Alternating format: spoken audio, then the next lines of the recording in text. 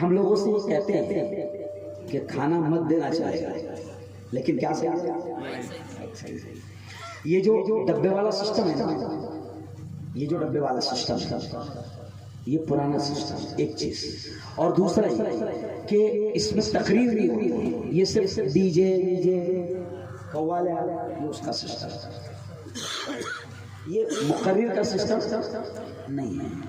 تو یہ بھی جاننا ضروری ہے کہ کون سے مائک ایسے ہوتے ہیں کہ جس میں مقرر کو تکلیف نہ ہو، کچھ مائک ایسے ہوتے ہیں قاری جانتا ہے کہ آواز کون سے مائک کھینچتی ہے، تو تھوڑا سا مائک نے آپ کی آواز زیادہ کھینچ لیا، لیکن آپ اتنی محنت سے آئے تو میں نے کس طریقے سے کس طاقت کے ساتھ بولا یہ صرف خدا جانتا ہے۔ تو میرے لیے آپ دعا بھی کرو کہ اللہ تعالیٰ مجھے خوب طاقت دے، خوب ہمت دے، کیونکہ آپ تو ابھی گھر چلے جائیں گے، ابھی میں کل جاؤں گا، میرے ہاتھ سے ایک دواخانے کا اوپننگ ہے، پھر وہاں میں بتاؤں گا خدمت خلق کسے کہتے ہیں، اللہ کے بندوں کی اور کس کس اسٹائل میں خدمت کی جا سکتی ہے۔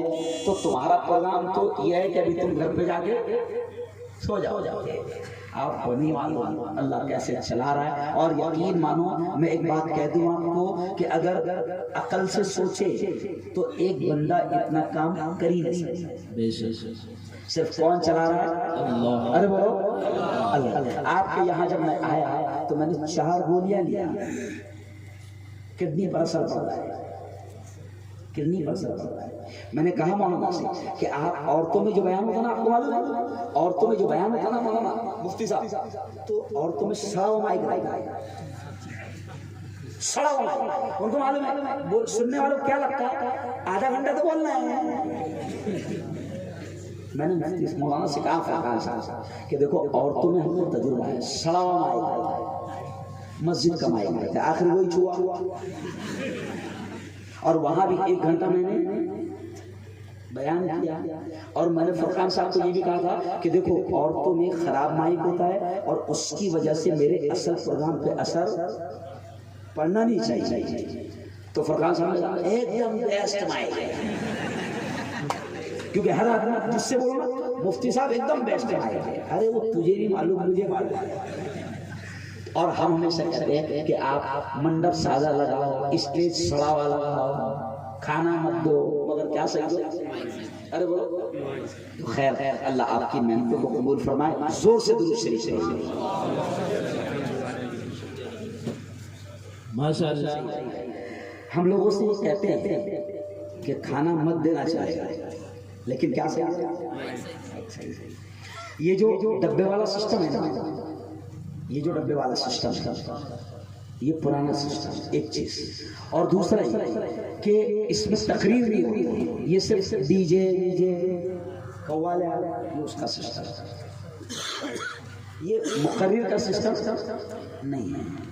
تو یہ بھی جاننا ضروری ہے کہ کون سے مائک ایسے ہوتے ہیں کہ جس میں مقرر کو تکلیف نہ ہو، کچھ مائک ایسے ہوتے ہیں قاری جانتا ہے کہ آواز کون سے مائک کھینچتی ہے، تو تھوڑا سا مائک نے آپ کی آواز زیادہ کھینچ لیا، لیکن آپ اتنی محنت سے آئے تو میں نے کس طریقے سے کس طاقت کے ساتھ بولا یہ صرف خدا جانتا ہے۔ تو میرے لیے آپ دعا بھی کرو کہ اللہ تعالیٰ مجھے خوب طاقت دے، خوب ہمت دے، کیونکہ آپ تو ابھی گھر چلے جائیں گے، ابھی میں کل جاؤں گا، میرے ہاتھ سے ایک دواخانے کا اوپننگ ہے، پھر وہاں میں بتاؤں گا خدمت خلق کسے کہتے ہیں، اللہ کے بندوں کی اور کس کس اسٹائل میں خدمت کی جا سکتی ہے۔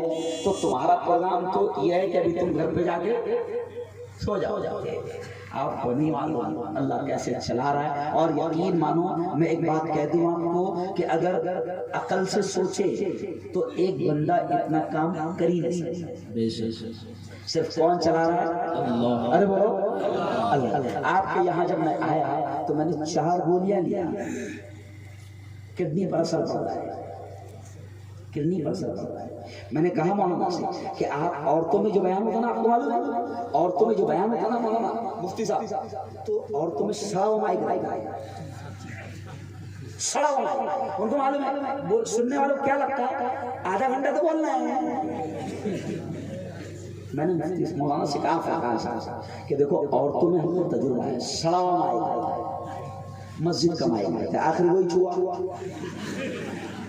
اور وہاں بھی 1 گھنٹہ میں نے بیان کیا، اور میں نے فرقان صاحب کو یہ بھی کہا تھا کہ دیکھو عورتوں میں خراب مائک ہوتا ہے اور اس کی وجہ سے میرے اصل پروگرام پہ اثر پڑنا نہیں چاہیے. تو فرقان صاحب نے کہا ایک دم بیسٹ مائک ہے، کیونکہ ہر آدمی جس سے بولو نا مفتی صاحب ایک دم بیسٹ مائک ہے، ارے وہ تجھے نہیں معلوم مجھے معلوم ہے.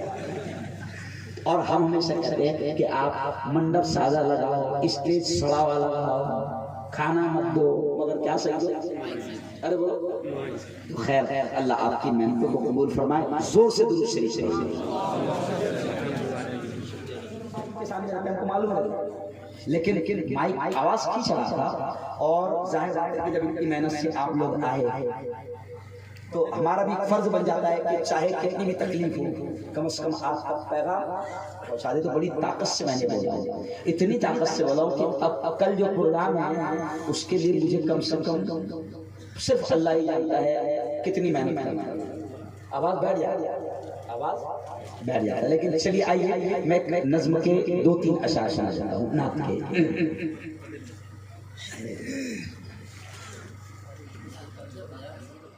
نہیں کاجو بادام کہاں مولانا کو بلائے تو کرایہ پوچھتے اور قوال کو بلائے تو ایسا کرتے.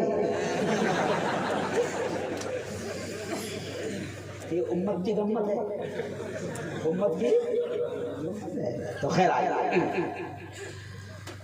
جوش میں سمندر ہے، جوش میں سمندر ہے، اور میرا سفینہ ہے. اے ہوا ادھر لے چل جس طرف مدینہ ہے. جوش میں سمندر ہے اور میرا سفینہ ہے. اے ہوا ادھر لے چل جس طرف مدینہ ہے. جوش میں سمندر ہے. سب فرشتے آتے ہیں آقا کی سلامی کو، سب فرشتے آتے ہیں آقا کی سلامی کو.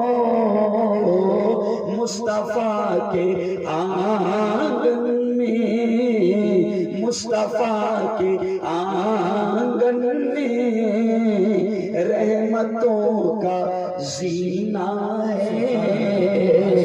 جوش میں سمندر ہے. بس پڑھیں گے. ایکچولی دیکھو تھوڑا سا جنرل نالج لے لیں، کیونکہ ہم لوگ ہمیشہ مائک پر رہتے ہیں. ہم کو معلوم کہ کون سا مائک صحیح ہے، کہ ہم کو بتانا پڑے گا کہ دھرم سنسد کسے کہتے ہیں. ہمارے نبی نے بھی دھرم سنسد لگائی، ہمارے نبی نے بھی دھرم سنسد لگائی. اسلام ہم کو بتائے گا کہ دھرم سنسد کسے کہتے ہیں. مسلمانوں یہ ہندو بھائیوں کے پاس جاؤ اور ان تک کے اپنے اخلاق کو اچھا بنا کر اور اسلام کی صحیح تعلیم پریکٹیکلی طور پر عملی طور پر پیش کرو. میں نے گزشتہ کل مفتی صاحب ایک بات کہا کہ دھرم سنسد کسے کہتے ہیں.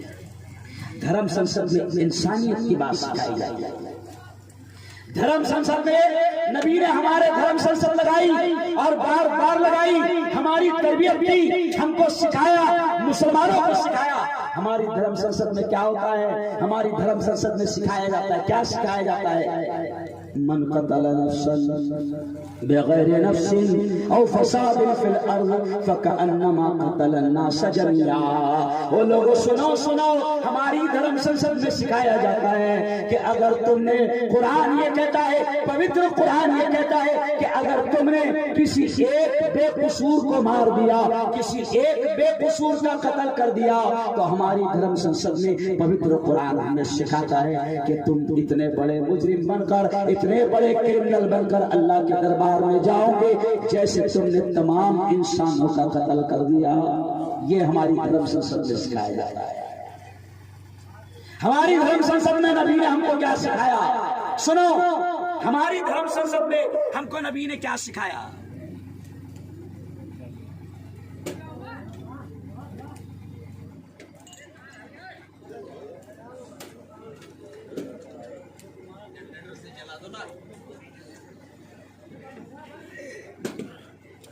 بہت اہم باتیں ہوگی، 15 منٹ اور بولوں گا، بہت اہم باتیں اللہ ذہن میں ڈال رہا ہے۔